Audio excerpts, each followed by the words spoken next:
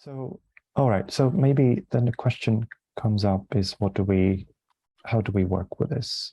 And so again, this is a bit of a whistle-stop tour. But if we think about clients who go into sort of hyperarousal or extreme hyperarousal states, or one of the sort of polyvagal ladder states, which isn't ventral vagal, these are the states that often cannot be accessed through language. These are states that are difficult to access through just speaking, or at least meaning of words. And these are states that are more likely to respond to some kind of somatic intervention, more likely, because what we know is that when someone is in a traumatic reaction, in the middle of flashback or sort of semi-traumatic state, thinking is really hard. And often clients say in those states that they could see what's happening, but their body was doing something else that their mind was telling them to. And so that creates this split between mind and body. And this is where our awareness of getting clients back into safety in their body and using somatic resources is quite important. And we can use that with clients who are severely traumatized, who do dissociate sometimes in front of us, go numb or collapsed, or clients that might be helped by adding that to existing schema therapy techniques. So let me just put the slides back on.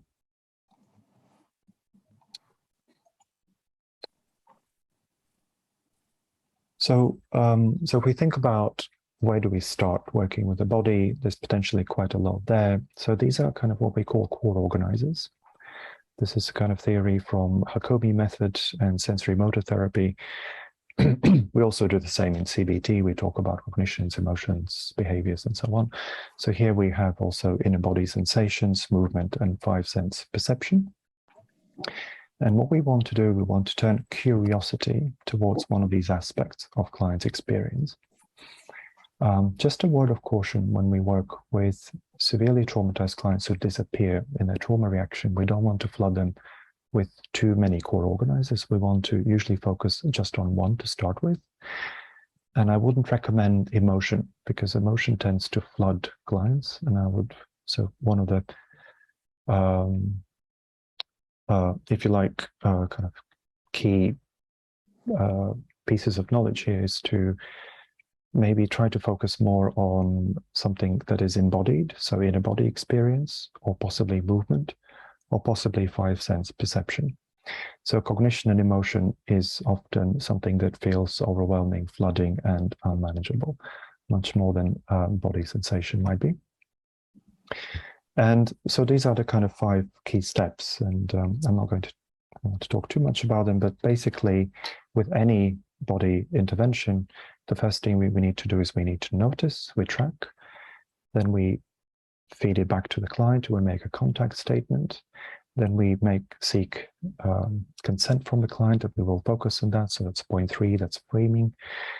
And then we ask the client to mindfully focus on that particular sensation. We could use mindfulness questions or directives, such as, what happens if you stay with that feeling? Can we explore it together and be curious?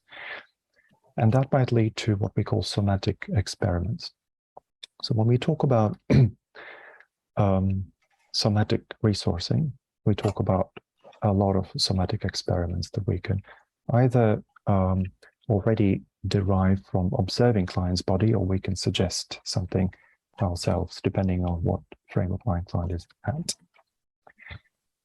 So let me just ask, do many of you use somatic resources in your work? Can you show of hands? Okay. Yeah, some. Okay. What do you want to maybe write what kind of somatic resources you use already with your clients? And I want to assure you that I don't think I've ever met a therapist who doesn't use any somatic resources. I think we may not use that language necessarily, but I think we all use all sorts of different ways to help our clients stabilize using in the body, because we can't really use any resources without them, at least to some extent, being embodied. So let's just see what people say here. Okay. So we have grounding, relaxation techniques, self-cuddle, yeah.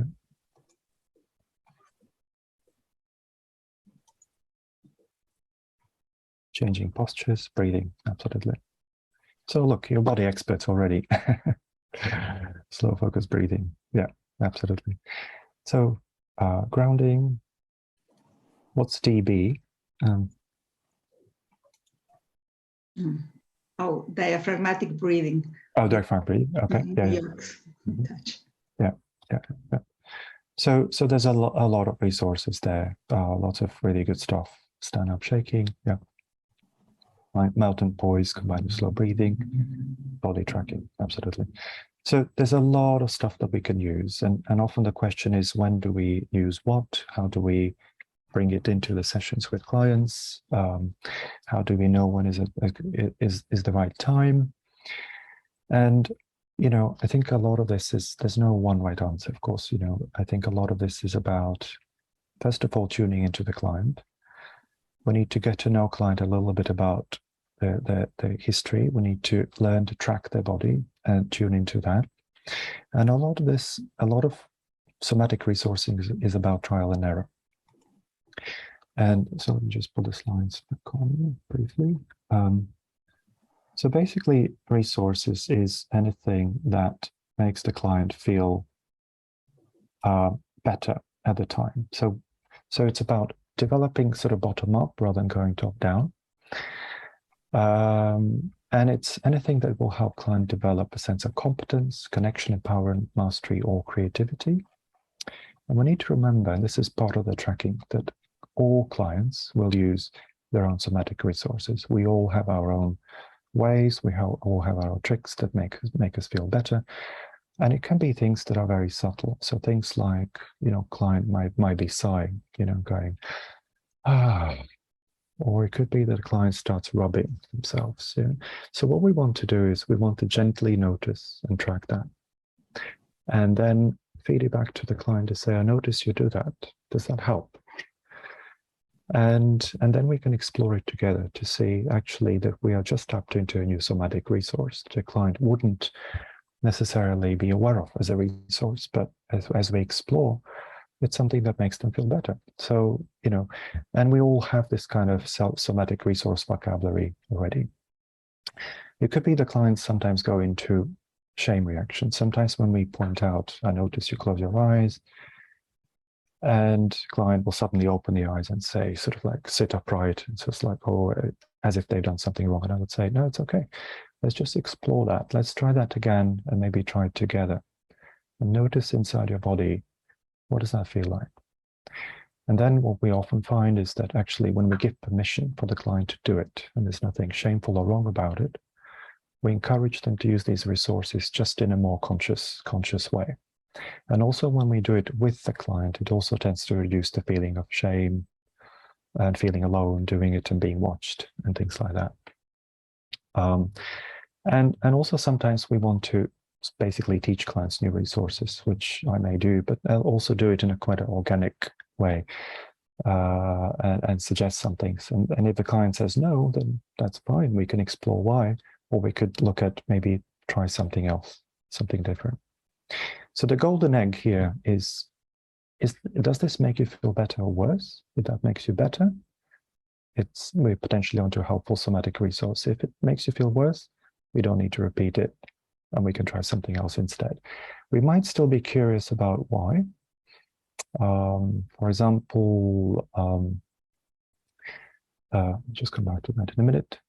It might be that things like breathing, we often think of breathing as this wonderful resource. And, there's sort of talk out there that breathing should work for all clients. And of course it doesn't. And there is no one right or wrong way of breathing, because breathing in different ways can bring totally different experiences for different clients, and, there's a lot of literature that says about diaphragmatic breathing slowing down and things like that. And I have had clients who have panic attacks as a result of diaphragmatic breathing.